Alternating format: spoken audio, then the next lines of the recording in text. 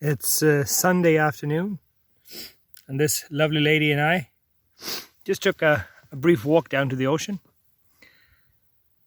It's calm, and it's nice, and it's quiet. And these are moments you should stop and enjoy. I don't know about you, but I run so fast all days, trying to achieve so much.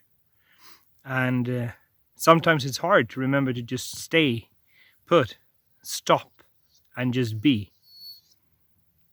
She doesn't want to stop. She want to keep going because she saw a deer over there. But I'm going to stop for a moment. And when you stop, reflect on things. Reflect on life.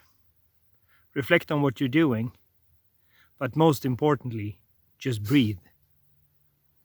To me, this has been a game changer. And a way to chase away anxiety, fear, and stress. Just stopping and being. I don't know if you can hear her. She can smell the deer still. It's right over there. Either way, just stopping and just being. So important.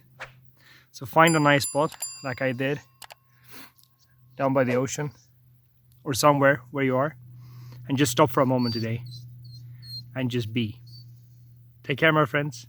I'll talk to you soon.